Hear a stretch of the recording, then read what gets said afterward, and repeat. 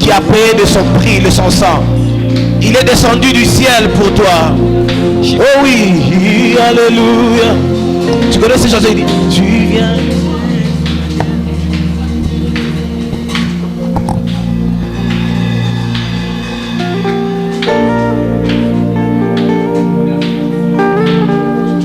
Yes, come on. Est-ce qu'on peut avancer à adorer le Seigneur? Pendant qu'on adore, il établit son trône au milieu de nous. Yes.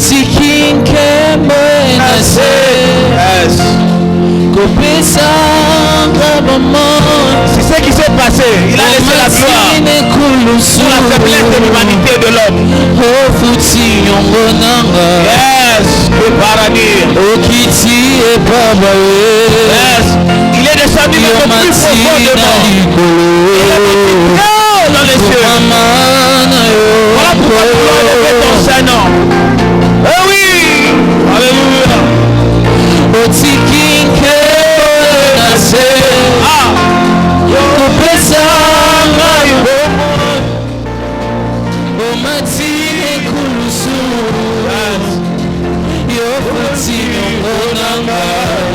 Il a payé le prix pour toi. Il a payé le prix pour moi. Son nom c'est Jésus. Celui que nous sommes venus adorer ce matin.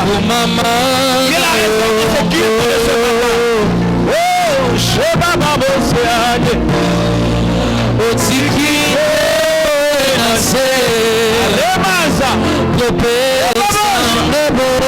la vie que Dieu est venu donner à l'homme. C'est la vie que Dieu est venu communiquer à la faiblesse humaine. Nous voulons t'adorer Jésus. Alléluia.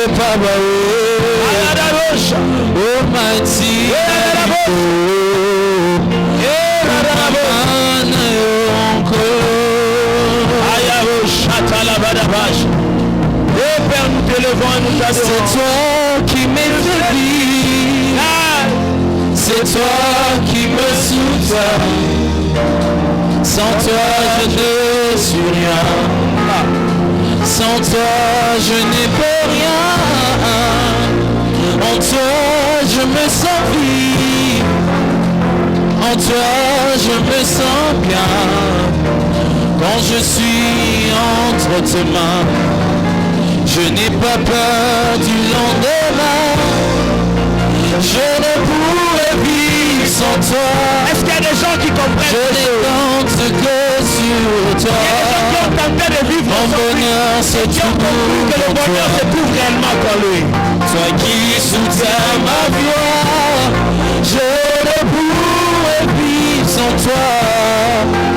Je ne compte que sur toi.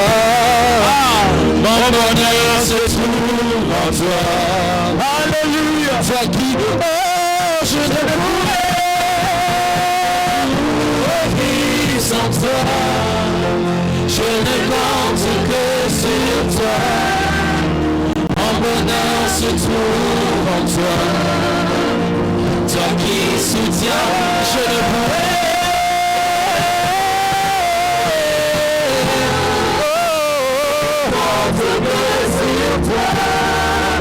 Mon bonheur se trouve en toi.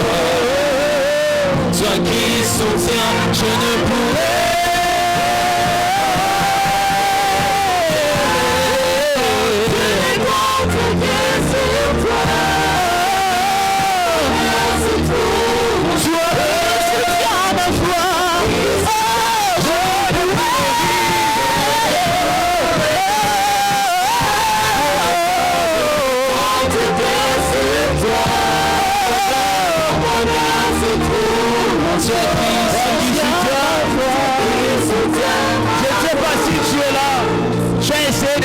Sans lui, tu as essayé de t'en sortir sans son aide. Tu as essayé de t'en sortir loin de l'intimité de la communion avec lui. Est-ce que tu peux lui revenir par ce cantique et lui dire, je ne pourrais vivre sans toi? Est-ce qu'on peut élever nos voix et rentrer devant le Seigneur et lui dire, Seigneur, nous réalisons, nous concluons que nous pouvons vivre sans toi. Rien ne peut se passer sans toi. Rien ne progresse sans toi. Je ne suis rien, je ne suis rien. Je ne peux rien,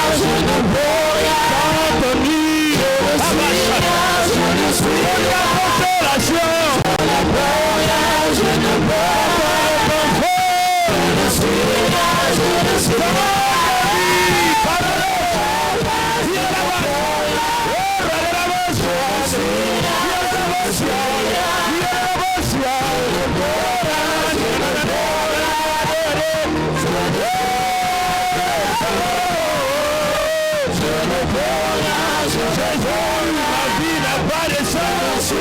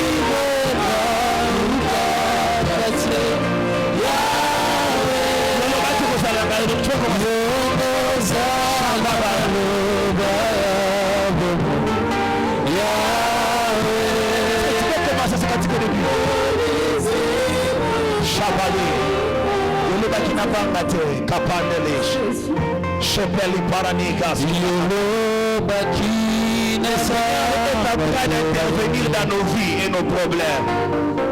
L'impact est réel et tangible dans ta vie. Le Seigneur est en train d'intervenir dans sa souveraineté. Je le vois venir comme un vaillant héros et écraser les situations de ta vie. Les montagnes sont en train de s'aplatir devant la majesté de sa gloire. Et le chemin se fait au milieu de rochers et de mer. C'est ce Dieu que j'adore ce matin. Le Dieu de son peuple.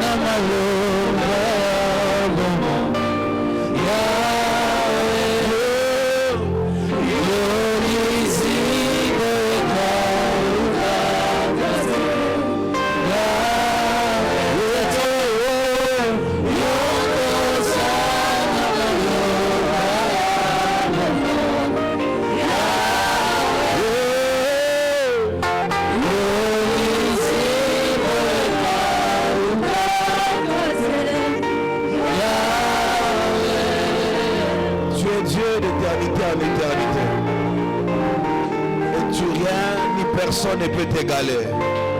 Incomparable Dieu, puissant dans tes œuvres, Dieu de toute justice et de toute équité. L'ancien des jours c'est toi, l'auteur et l'histoire de nos vies, le maître de l'église. Jésus, nous voulons te célébrer et t'adorer ce matin. Reçois nos acclamations, nos cris de joie comme une expression d'adoration devant ton trône. Bénis-nous par ta présence et dans ta parole. Instruis-nous, oh Dieu, dans ta sagesse. Fais-nous du bien. Tu es Dieu, tu es Dieu. Tu es Dieu. Je prie, oh Dieu, que tu ailles au-delà de mon humanité et de mes faiblesses humaines. Que tu édifies ton église. Car c'est ce pourquoi nous sommes venus. Et c'est pourquoi nous nous tenons devant ce peuple. Que ton onction agisse dans la compréhension des Écritures et dans la transformation des vies. Que la liberté de l'esprit soit au milieu de nous. Bénis la source, passera au dans le nom de Jésus. Amen. Seigneur, Alléluia. Alléluia. Je disais Alléluia. Et à saluer 2 ou 3 personnes. On va un peu être plus relax. On va saluer 2 ou 3 personnes. Et on va leur dire bonjour, que Dieu te bénisse. Dis-lui que le pasteur Eliel te salue. Dis-lui que le pasteur Eliel te salue. Le pasteur Eliel te salue. Alléluia. Amen. Et recevez les salutations de mon père spirituel, le révérend docteur Eric Mavinga, qui vous aime et qui nous salue. Amen. Est-ce que quelqu'un est dans la joie d'honorer le père de quelqu'un ici? Amen. Hein? Vous savez, c'est très important de reconnaître les dons que Dieu te donne pendant que tu es encore en vie et tu as la capacité de les célébrer. Amen. Hein? Alléluia. Et j'aimerais vous dire, Église, le pasteur Eric est un grand don pour moi. Depuis que j'ai fait ma rencontre avec lui, mon ministère n'est pas resté le même. Mon ministère n'est pas resté le même. Il y a une grande sagesse sur laquelle j'opère, une très grande sagesse dont je suis conscient que c'est une grande partie à cause des paroles et de l'influence de l'onction de Dieu qui agit sur sa vie et sur son ministère. Amen. Hein? Je suis très conscient de cela. Dès le départ de cette œuvre, il a dit des choses, il m'a donné des directives, il m'a dit beaucoup de bonnes choses qui influencent ma vie et ma destinée. C'est un peu ce que j'ai partagé à l'école des disciples. J'ai parlé aujourd'hui sur l'onction. J'ai parlé sur l'onction. Ce n'est pas le thème d'aujourd'hui, j'ai quelques minutes. Mais j'aimerais un peu vous donner un peu à l'église ces textes qui m'ont beaucoup béni dans le livre de Psaume 133. On va nous le lire rapidement. Vous allez comprendre que l'onction est très dangereuse, mais aussi très bonne pour la vie des hommes. Amen. Hein? Très très bonne chose. L'onction, très très bonne chose. Un bon don de Dieu pour la vie des hommes. Et c'est ce que je vis à côté de mon père spirituel. Quand je dis à côté, ce n'est pas parce qu'il est là physiquement, mais vous savez, spirituellement, ce n'est pas la proximité qui te donne le droit d'onction. Amen. Hein? Alléluia. Amen. Spirituellement, ce n'est pas la proximité physique qui donne le droit d'onction. C'est la proximité des cœurs, d'esprit, l'adhésion des cœurs et d'esprit. Amen. Hein? Tu peux être proche de l'onction, proche d'un homme de Dieu, hein, béni, mais rien ne se passe. Rien ne se passe. Rien ne se passe. Et ce sont des choses qui ralentissent l'impact du ministère et l'impact de l'œuvre de Dieu. Tu peux nous lire ça et puis on va passer à notre série d'enseignements et puis nous allons partir. Psaume 133, nous lisons la parole de Dieu. Cantique des décrets de David. Voici, oh, qu'il est agréable, qu'il est doux pour des frères de demeurer ensemble. C'est comme l'huile précieuse qui, répandue sur la tête, descend sur la barbe d'Aaron, qui descend sur le bord de ses vêtements. C'est comme la rosée de l'Hermon qui descend sur le montagne de Sion, car c'est là que l'Éternel envoie la bénédiction, la vie pour l'éternité. Amen. Merci, merci. Vous savez, j'ai compris ces textes. D'ailleurs, pendant que j'étais dans l'église de mon père, j'ai observé beaucoup de choses. J'aime bien comprendre comment est-ce que Dieu travaille avec ses serviteurs et comment est-ce que les choses marchent pour les autres. Amen. Hein? Et surtout pour les gens que je considère comme modèle dans la foi, comme chemin que je dois suivre dans la foi. Et j'étais en train d'observer, j'ai compris une chose, que ce qui se passe dans l'église, c'est les effets de l'onction. Amen. Hein? Et ce qui est censé se passer dans la vie des fidèles, des fils ou des filles spirituels, c'est les effets de l'onction qui exercent, qui agit sur l'homme que Dieu a appelé et sur laquelle ils sont sous la couverture. Amen. Hein? Et il dit, il est doux et agréable. C'est une très bonne chose. C'est bon lorsque les frères et sœurs se mettent ensemble. C'est une très bonne chose. C'est très bon. Mais la réalité qui se passe là-bas, c'est que ce qui rend cela bon, c'est parce qu'il y a des réalités spirituelles qui sont invisibles. C'est que l'huile coule sur la tête d'Aaron. Aaron reçoit une portion de l'onction de Dieu qui fait que les choses deviennent bonnes pour ceux qui sont autour de lui. Amen. Hein?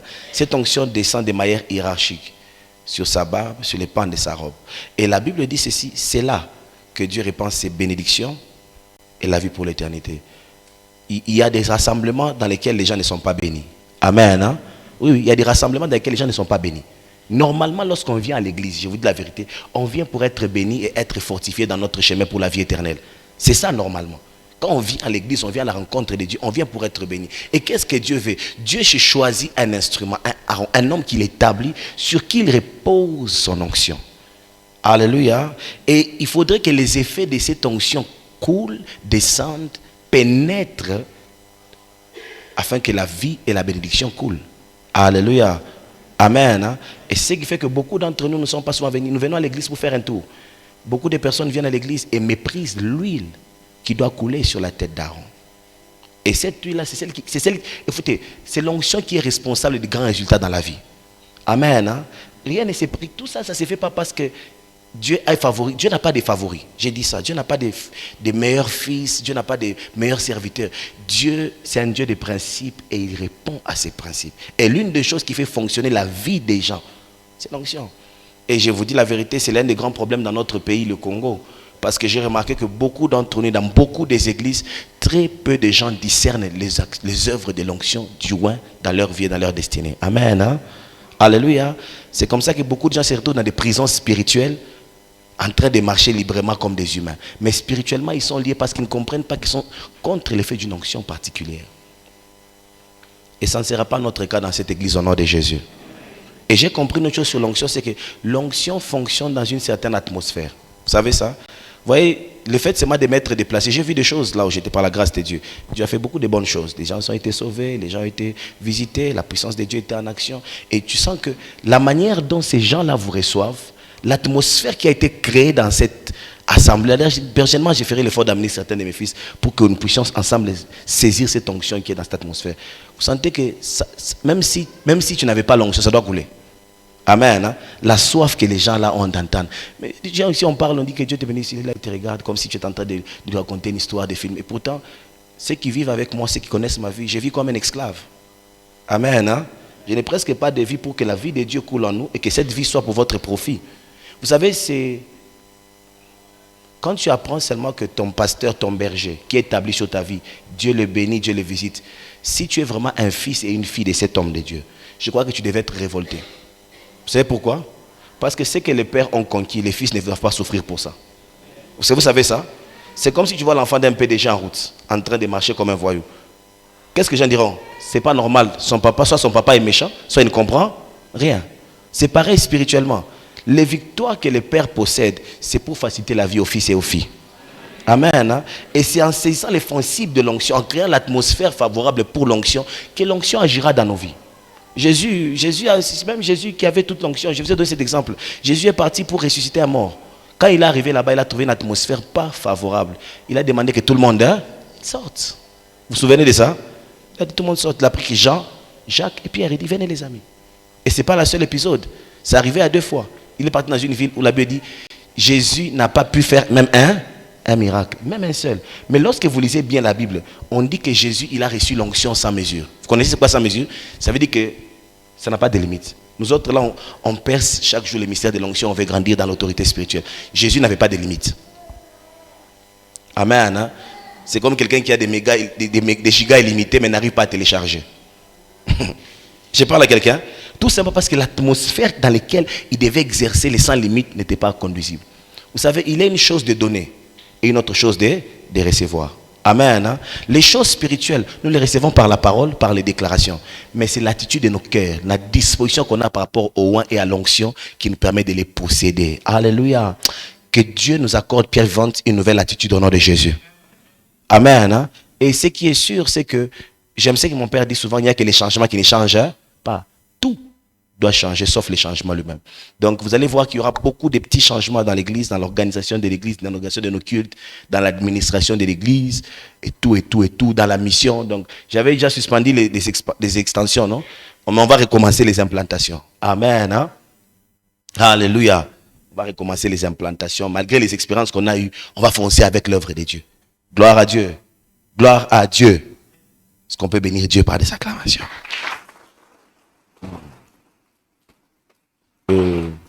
Donc voilà, ce qui va se passer, il y a beaucoup de choses qui vont changer. Et très bientôt, très bientôt, par la grâce de Dieu, dès que tu vas voir ta collation quand? C'est mois d'août, oui. Dès que le mois d'août, le pasteur Trésor finit l'école biblique, nous allons l'envoyer en mission. Amen. Hein? Va aller en mission. Et puis il y aura beaucoup de frères qui vont commencer à aller en mission, implanter, faire l'œuvre de Dieu. Et puis Dieu nous prendra en charge. Amen. Va aller en mission. On va travailler pour Dieu et l'œuvre de Dieu va aller de l'avant. Alors, le thème que nous sommes en train d'aborder depuis un moment, c'est examine-toi toi-même. C'est ce que j'ai laissé le dimanche avant de partir, n'est-ce pas? Et lorsque j'ai parlé d'examine-toi toi-même, j'ai parlé de 2 types de personnes. On a parlé de disciples et de la foule. Et Jésus a attiré notre attention dans sa marche. Jésus nous a fait comprendre qu'il y a 2 catégories de personnes qui les suivent.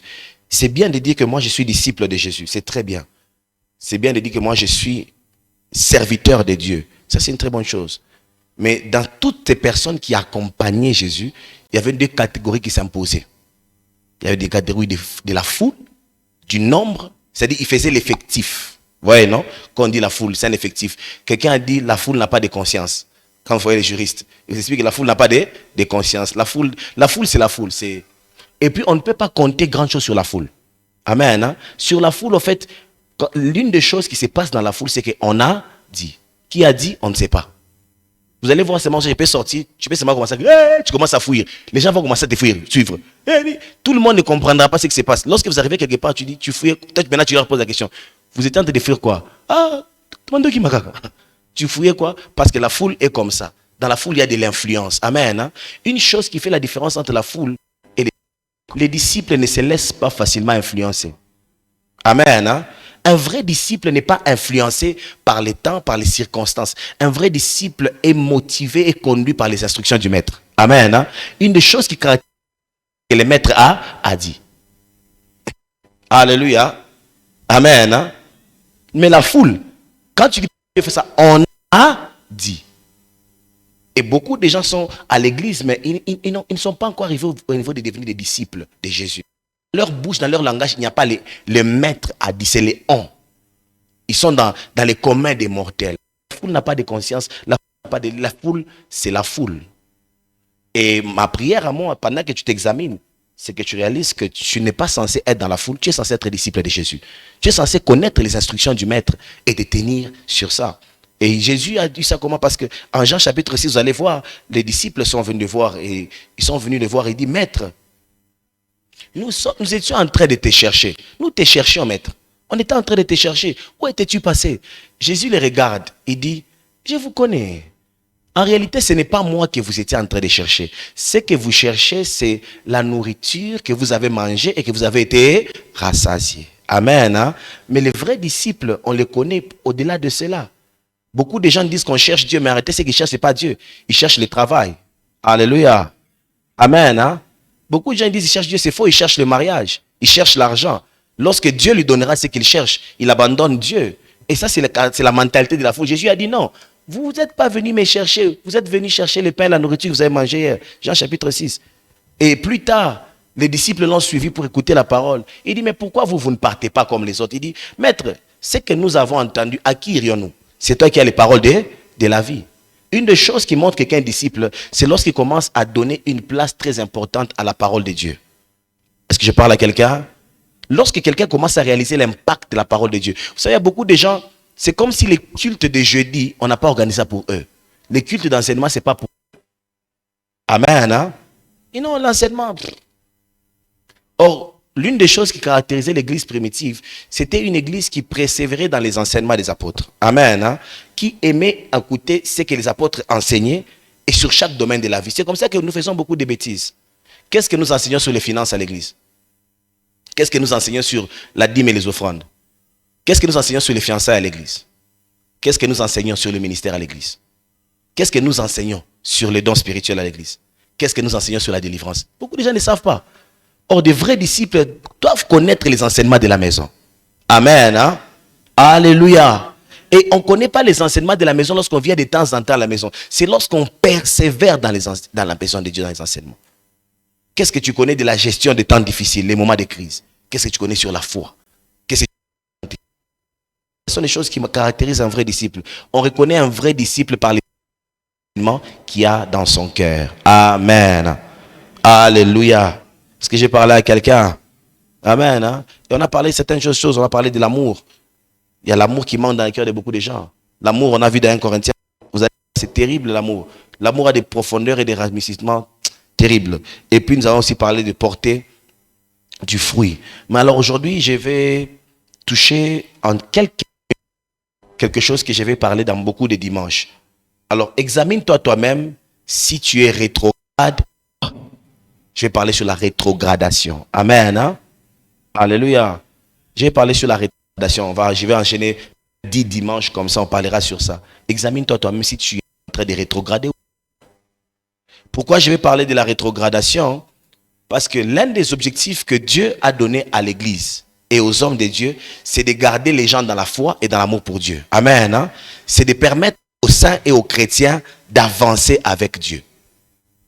Là où il y a Dieu, là où il y a un travail efficace de Dieu, les gens ne rentrent pas en arrière en ce qui concerne leur amour, leur engagement pour Dieu. Ils progressent avec Dieu. 2 Corinthiens 13, 5. Dit quoi? 2 Corinthiens 13, 5. Là où Paul parle d'examinons-nous nous-mêmes. Chacun va s'examiner aujourd'hui s'il est sur le chemin, sur la pente de la rétrogradation, où il est en train de prendre les hauteurs dans sa marche et sa communion avec Dieu. 2 Corinthiens 13, 5. 2 Corinthiens chapitre 13, verset 5. La Bible dit, examinez-vous vous-même pour savoir si vous êtes dans la foi. Éprouvez-vous vous-même. Ne reconnaissez-vous pas que Jésus-Christ est en vous, à moins peut-être que vous ne soyez éprouvé. Dans d'autres versions, du moins peut-être vous avez échoué les tests. En fait, Paul dit ici aux Corinthiens, dit, examinez-vous vous-même. Faites un examen. Est-ce que vous avez le même engagement pour Dieu, la même confession de foi qu'avant, ou bien vous avez commencé à rétrograder? Et j'ai un fardeau de parler sur la rétrogradation pendant au moins plusieurs dimanches sur ça. C'est quoi la rétrogradation? La rétrogradation, c'est le fait de rentrer en arrière. Amen. Hein? Alléluia. La rétrogradation, c'est le fait de rentrer en arrière. Par rapport à ton engagement pour Dieu, tu avais l'habitude d'être là aux enseignements, d'être régulier dans ta manière de chercher Dieu, dans tous tes engagements pour Dieu. Mais tu n'as pas compris comment est-ce que tu es en train de rentrer en arrière. Et la rétrogradation, c'est ça. Deuxième chose que veut dire la rétrogradation, c'est le fait de ne pas avancer. Dans les choses de Dieu, si tu n'avances pas, donc tu recules. Amen. Hein? Si tu ne grandis pas dans ta révélation, dans ta connaissance pour Dieu, tu ne grandis pas dans le don spirituel, tu ne grandis pas dans l'humilité, tu ne grandis pas dans la sanctification, si tu ne grandis pas dans la révélation que tu as de Dieu, tu es en train de rentrer en arrière. Amen. Hein? Alléluia. Aide-moi à demander à ton voisin, est-ce que tu es en train de grandir? C'est ça la vraie réalité. Beaucoup de gens, en fait, ils ne font plus rien pour grandir, mais ils sont là. Ils ne vont pas laisser les dieux de Dieu, ils ne vont pas laisser l'église. Ils sont là. Mais le grand problème, c'est que si tu arrêtes de grandir, c'est que tu rentres en arrière. Pourquoi? Parce que ce qui était derrière toi finira par te dépasser. Et tu te retrouveras derrière ce qui était derrière toi. Donc tu es rétrograde. Tu rentres en arrière. Si c'est que tu regardais par derrière, tu commences à les regarder par devant, c'est que tu as un problème dans ta foi. Alléluia. Amen. La rétrogradation, c'est le manque de zèle. C'est perdre le premier amour pour Dieu. Cet amour que tu avais après qu'on t'ait baptisé. Où tu venais avant que les cultes ne commencent, tu es déjà là. Tu es en train d'intercéder pour que Dieu utilise les serviteurs qui vont parler. L'amour que tu avais pour arranger les chaises, les temples, l'amour que tu avais pour aller évangéliser. Des fois, certains d'entre nous, on ne nous envoyait même pas évangéliser. Toi-même, quand tu écoutais l'enseignement les dimanches, tu t'es rassuré d'en parler à quelqu'un d'autre. Toi-même. Tu as perdu le premier zèle, le premier amour. Amen. Hein? C'est un symptôme de rétrogradation. Lorsqu'on perd le premier amour pour Dieu, on perd le premier zèle. On perd le premier zèle, le premier amour pour Dieu. On perd le premier amour pour Dieu. C'est un danger. Et pourquoi est-ce que je vais parler sur ce thème? Parce que c'est une triste réalité qui peut arriver à tout ce qui a la vie. Amen. Hein? Tout ce qui a une certaine vie peut connaître une forme de rétrogradation. Je vous donne un exemple. Je vois quelqu'un payer une très belle voiture, n'est-ce pas? Une voiture dans un sachet. On est ensemble. Il commence à la conduire. N'est-ce pas? C'est pas ça. Une nouvelle dans ta marche avec Dieu. Tout le monde t'apprécie tel un bon frère, une bonne soeur, toujours là. Mais qu'est-ce qui se passe? L'état aura l'influence sur cette voiture, oui ou non? Plus le temps avance, plus ce qui était nouveau commence à devenir usé. Est-ce que vous savez que toutes les anciennes voitures nous moquent une nouvelle voiture? Aucune voiture n'est de l'usine vieille. Amen. En rétrograde. Mais c'est une triste réalité. Une maison, lorsqu'on finit les carreaux, entre, au fait, tout le monde.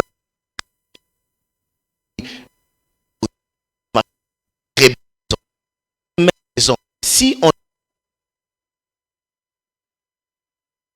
cette maison, oui ou non? Et la même maison qu'on dit, waouh, quelle maison. Après qu'on dit, qu'est-ce qui s'est passé? Ce qui était beau peut devenir laid. Amen. Hein? Attirer l'attraction, l'admiration des gens. Peut perdre l'admiration des gens et c'est ce qu'on appelle l'attraction des gens. C'est la même chose avec notre foi chrétienne.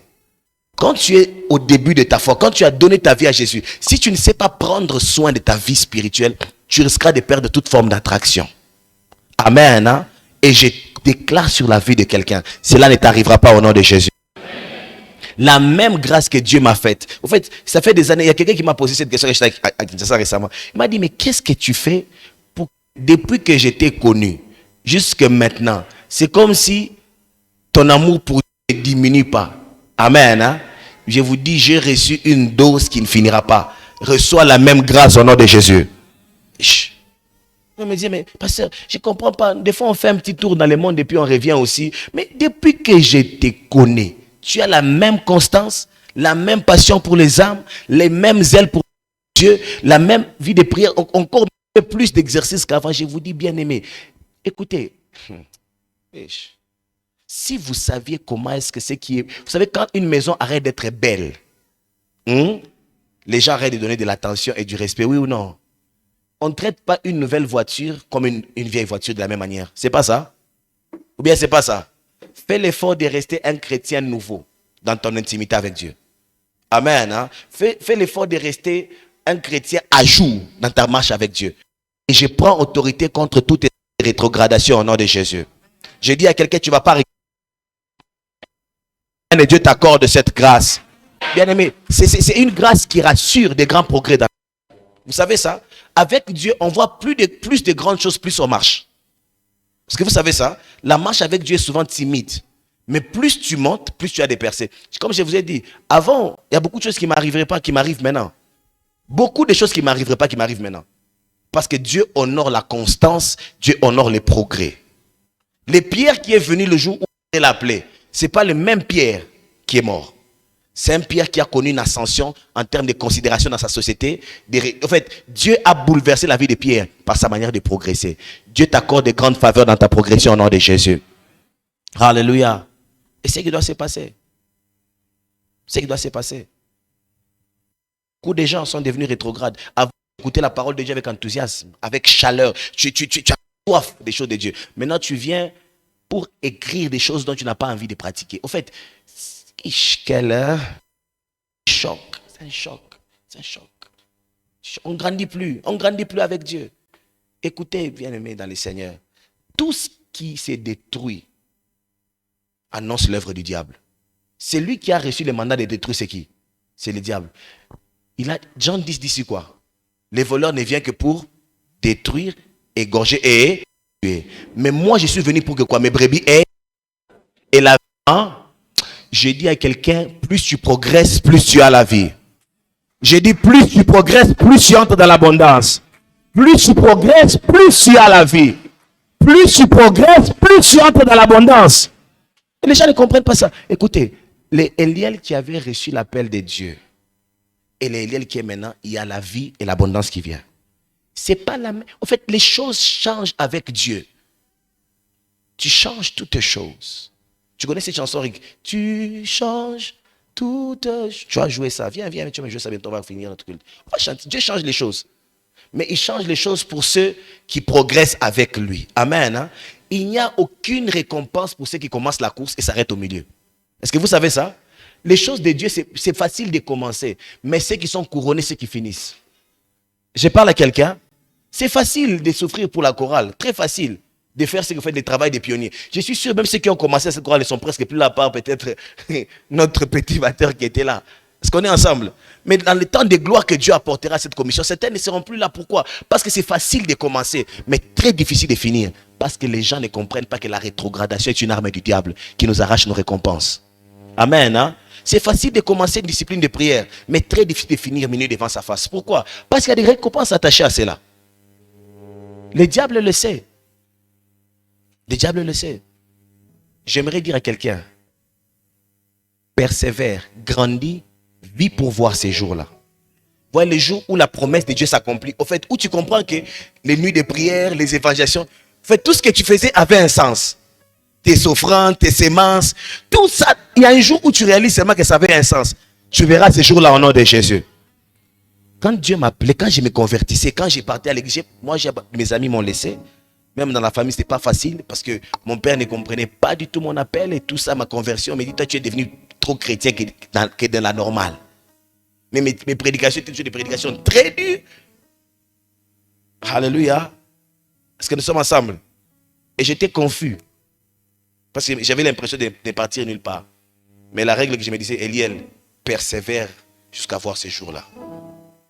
Aujourd'hui, quand je rentre dans la même ville qui m'a vu me convertir, je rencontre les mêmes personnes qui me donnent un traitement différent de celui que j'avais. J'ai compris qu'il y a de grandes récompenses dans la persévérance, dans la marche avec Dieu. Amen. Hein? Écoutez, c'est une triste réalité pour tout le monde. C'est comme ça que Paul dit aux Galates, chapitre 3, verset 10, il dit, ô Galates, hein, insensés. Lis-moi ça, s'il te plaît. Qui vous a ensorcelé? Galates chapitre 3, le verset 10, la Bible déclare, car tous ceux qui s'attachent aux œuvres de la loi sont sous la malédiction. Car qu'il est... Galates 3.10. 3.10. Tu me trouves ça? Galates insensé, c'est où? Continue. Maudit, car il est maudit quiconque n'observe pas tout ce qui est écrit dans le livre de la loi et ne les met pas en pratique. C'est pas ça. Tu as commencé par l'esprit, tu finis par la chair. Galates chapitre 3, les versets 2 et 3. Voici seulement ce que je veux apprendre de... Voici ce que je veux apprendre de vous. Est-ce par les œuvres de la loi que vous avez reçu l'esprit ou la prédication de la foi? Êtes-vous réellement dépourvu de sens après avoir commencé par l'esprit? Voulez-vous maintenant finir par la chair? Amen. Hein? Notre version dit Galates insensé. Comment est-ce que tu peux commencer avec un si grand zèle dans les ministères d'intercession et finir comme quelqu'un qui n'a jamais cherché Dieu? Les hommes qui commencent dans les ministères d'intercession doivent finir des hommes de puissance et des hommes qui exercent une grande autorité spirituelle. Amen. Hein? Mais c'est anormal. Tu as commencé avec un très grand zèle, un grand zèle. Avant même que Dieu ne commence à te bénir, tu as commencé à te décourager.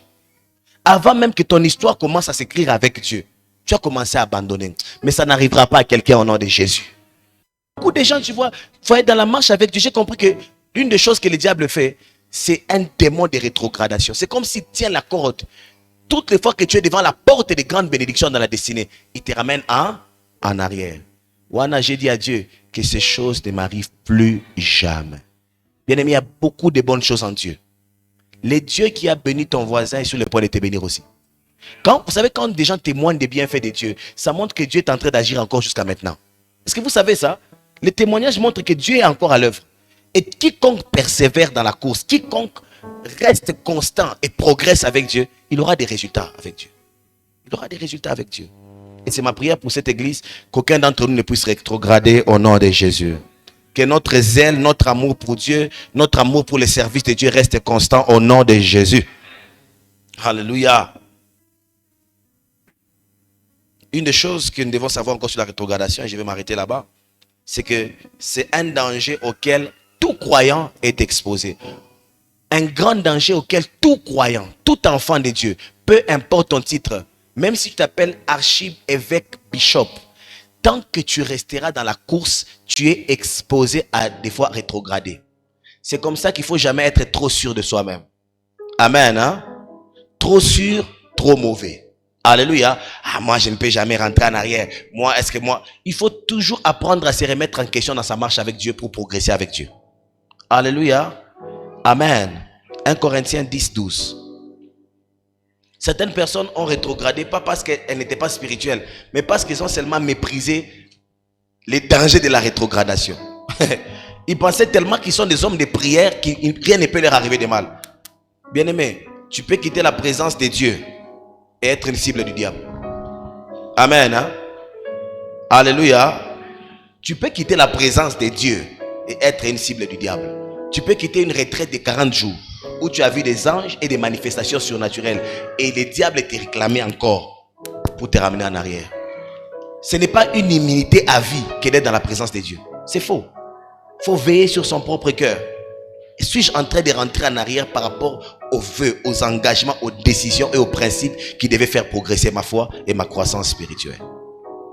Dis-moi ce texte. 1 Corinthiens chapitre 10, le verset 12, la Bible déclare: ainsi donc, que celui qui croit être debout prenne garde de tomber. Que celui qui croit être comment? Ouais, on est passé, bonjour mon frère, comment ta vie de prière? Tout va bien. Comment ta vie de méditation? Je médite. Si tu crois être debout, fais attention. Tu m'aides à dire à ton voisin, fais attention. Oh non, nous, hey Seigneur, je me rappelle quand nous sommes convertis, j'avais des partenaires de prière avec qui on dormait à l'église presque chaque jour. Des partenaires avec qui on cherchait Dieu. Quand je dis chercher Dieu, c'est chercher Dieu. Sérieusement. Mais quand je rentre, des fois je les rencontre. D'ailleurs, même l'une des personnes moi qui m'a formé, c'est un frère en Christ, c'est un homme extraordinaire à l'intercession. C'est lui qui m'a appris à pleurer devant la face de Dieu. Un frère merveilleux. Lui, quand il chantait, les gens se convertissaient. Même sur l'avenue, les gens venaient. Les gens écoutaient seulement sa voix, ils venaient à l'église. C'est quelqu'un que Dieu a sauvé. Il était un enfant de la rue. Il a rencontré Dieu. Dieu l'a oint surnaturellement. Les gens venaient même de la rue offrir de l'argent à l'église comme ça et puis ils partent. Et c'est l'une des personnes qui a influencé ma vie dans le domaine de la prière et de la sincérité du cœur devant la face de Dieu. Et quand, à un moment, il y a eu une visite d'une sœur là à l'église, je ne sais pas ce que cette sœur là a fait dans sa tête. J'ai vu seulement mon mentor commencer à peindre des directives.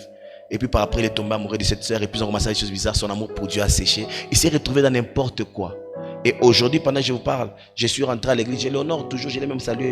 Bonjour, homme de Dieu. Merci pour l'investissement dans ma vie. Mais ce qu'il a été, c'est qu'il est toujours jusqu'aujourd'hui. Jusqu'aujourd'hui. Mon cœur est en larmes. Je me suis dit, si il comprenait peut-être... Pendant que la sœur là l'approchait, on lui disait, fais attention, fais attention, fais attention. Il disait au pasteur, je gère. Je suis encore un homme de prière. J'ai l'onction. Ça marche, ça marche. Bien aimé, on sait que... vous savez, l'arbre, lorsqu'on a déjà coupé les racines, on peut encore voir des fruits. Vous savez ça? Mais faites attention. Lorsque la sécheresse sera pleine, l'arbre finira par tomber. Vous avez jamais vu un arbre tomber de soi? Vous avez déjà vu ça? Vous dites, qu'est-ce qui s'est passé pour que cet arbre tombe? Les racines ont été détruites depuis longtemps. C'est comme un ventilateur qu'on a déjà débranché. Quand tu passes par là, tu peux voir les mouvements, tu crois qu'il fonctionne toujours. Amen. Hein? Mais vous allez réaliser, donnez du temps. Quand il y a Dieu, il y a la vie perpétuée. La vie vient en abondance. Je déclare dans la vie de quelqu'un, la sécheresse ne viendra même pas près de toi. J'ai dit, la sécheresse ne viendra pas près de toi. Et c'est ça les tirs du diable. C'est ça les risques du diable. J'aimerais dire à quelqu'un, Zanga nyonso. Frère, Dieu, il est celui qui ramène à la vie ceux qui étaient morts. Même les cendres, il savait que des cendres, il veut ressortir Isaac. Abraham savait de cette offrande. Ne blaguez pas avec notre relation avec Dieu. Bien-aimé, examine-toi si tu es en train de rétrograder ou pas. Car il y a des dangers dans la rétrogradation. Amen. Hein? Il y a des gens qui étaient zélés. Je voyais les ados au devant, des ados zélés. Aujourd'hui, certains ados viennent comme si on les pousse. C'est comme celui qui sont venus prier. En fait, ils sont venus prier leur ami Jésus. Jésus n'est plus le maître des ados. Hein. Vous savez ça? C'est leur ami. En fait, ils peuvent ou ne pas venir à temps. Ils peuvent ou ne pas faire un culte. En fait, c'est juste un petit programme. C'est un mauvais signe. Si c'est que tu honoras avant, tu arrêtes de honorer maintenant. Tu as rétrogradé. Amen. Hein? Si tu offrais à Dieu d'une certaine manière et tu as diminué ton offrande, tu as rétrogradé. Si tu avais l'habitude de venir à temps en répétition, maintenant même en retard, tu ne sens plus rien, aucune chaleur. Il y a des gens qui viennent. Avant, quand tu venais à l'église, tu courais même, mais comme retard. Aujourd'hui, tu viens à l'église, c'est comme si avant qu'on prêche, on va d'abord t'attendre toi pour qu'on commence à dire amen, amen. Tu arriveras un jour, on va dire amen, on parle. J'ai dit, il y a que les changements qui ne changent pas. Certaines personnes commenceront à entrer, on a dit que la paix du Seigneur soit avec vous. Vous allez voir, je vous dis. Je vous dis. Parce que si on arrête d'honorer Dieu, vous savez, l'influence des rétrogrades peut te faire rétrograder. Vous savez ça? Oui. L'influence, les gens, quand ils ont abandonné la voie de la justice, ils vont toujours vouloir exercer une influence sur toi pour changer certaines valeurs. Bien-aimé, c'est l'église du Seigneur. Amen. Hein? C'est lorsque nous progressons avec Dieu qu'il y a des grands miracles avec lui. Et je vois Dieu toucher le cœur de quelqu'un ce matin, et changer ton attitude envers Dieu. Amen. Hein? Que Dieu change ton attitude au nom de Jésus. Quand tu viens comme d'avant. Grandis dans ton zèle. Prépare-toi à temps. Arrange-toi à 6 heures. Viens avec tes enfants. Venez à temps pour écouter la parole de Dieu. C'est ça la soif pour Dieu. La rétrogradation, c'est lorsque quelqu'un vient, il est en retard et il te dit, papa, c'est à cause des enfants. Tu as dit, il a rétrogradé. Parce qu'il y a des gens qui ont un enfant, ils sont ici.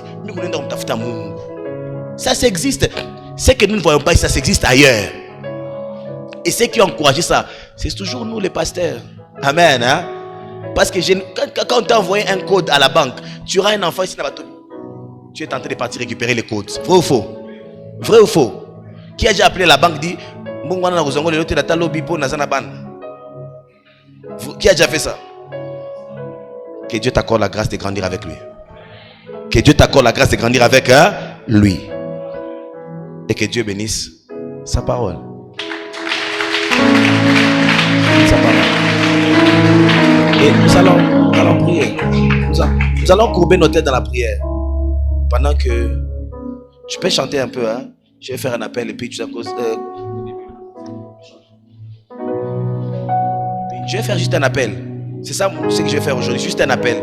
Si tu es là, avant de passer notre service, tu dis, j'ai besoin de l'aide de Dieu. Je sens l'influence de la rétrogradation dans ma vie. Tu sens ça, l'odeur. Vous savez, la rétrogradation a des symptômes. Bon, je vous explique. Amen. Hein? Une minute avant que nous prions. Vous savez, quand tu es malade, des fois tu ne sais pas que tu es malade. Mais lorsque tu vois le docteur, il te fait ça, il regarde seulement dans l'œil, il dit, on a malaria. Vous savez ça?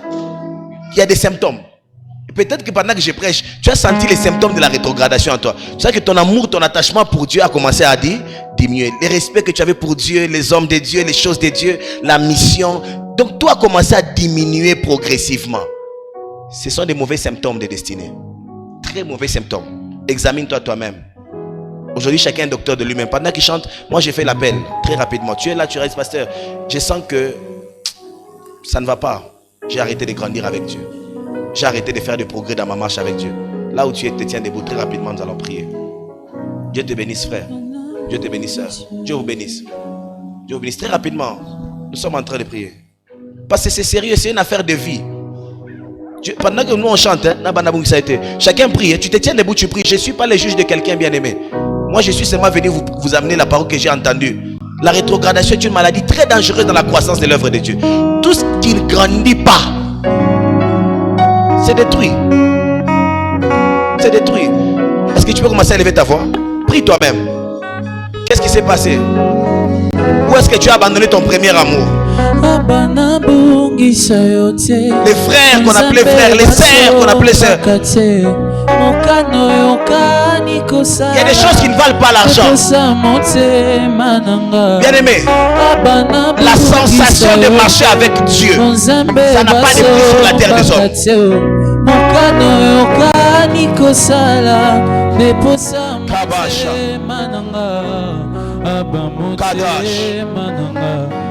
Kadash. Tu es en train de rentrer vers Dieu, c'est pas vers moi. Chacun rentre vers son Dieu.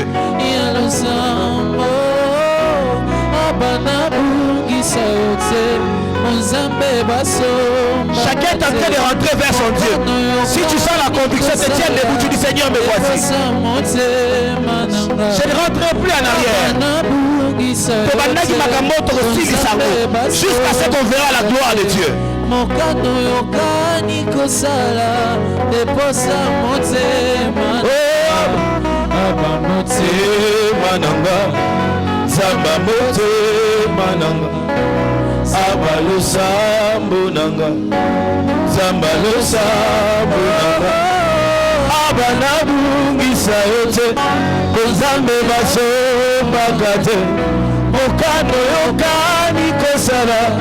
Deposa motema nanga aba motema nanga zamba motema nanga aba bolenge nanga zamba bolenge nanga aba nabungisa yote nzambe baso magate okano okani kosala deposa motema nanga aba motema nanga zamba motema nanga aba maombi nanga zamba maombi nanga aba. Est-ce que tu es en train de rentrer vers Dieu? C'est une opportunité en or qu'on te donne ce matin. Zamba nyonso ozanga nzambe te. Ah, Chavalir. Kozanga yo ngana zambwe nanga.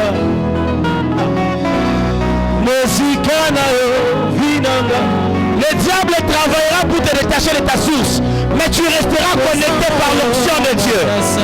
Chaque parianas. Mosika na yo vinanga na basi. Kozanga yo. Est-ce que tu peux parler à Dieu? Oh, Mosika na yo vinanga na basi.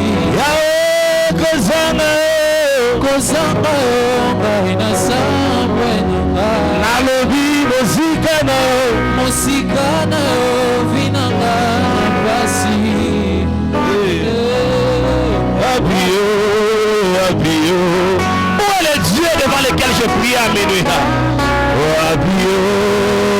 Le Dieu que je voyais tous les jours, je venais à l'intercession. Le Dieu pour lequel j'allais à l'évangélisation avec ma Bible, attendant ma récompense au ciel. Où est parti cet amour?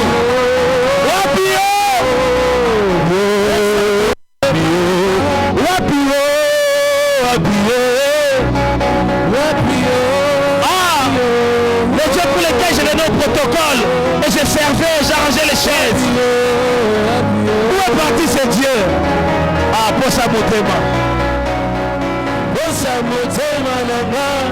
Ezana sanjola. Pour sa motema nanga. Ezana kumisa. Ina molimo nanga. Naemba ngonga. Ekotina mabanzo nanga.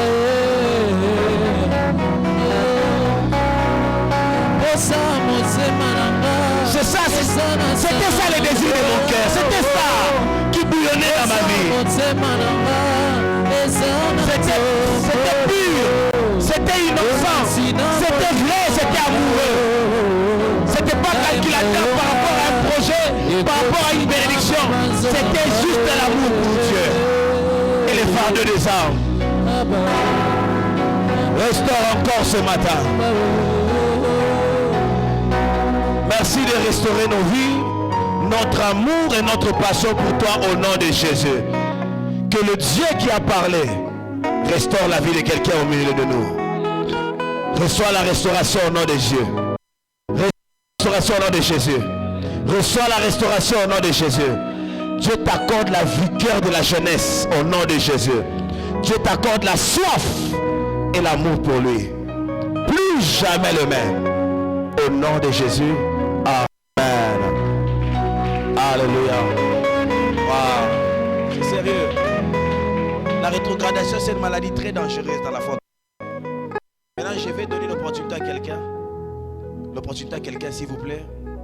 Si tu es là, tu n'as jamais donné ta vie à Jésus. En fait, toi, on ne parle même pas de rétrogradation. Toi-même, la marche n'a jamais commencé. Les choses de Jésus, tu ne fais qu'écouter, mais tu n'as jamais décidé de toi-même que je vais suivre Jésus jusqu'au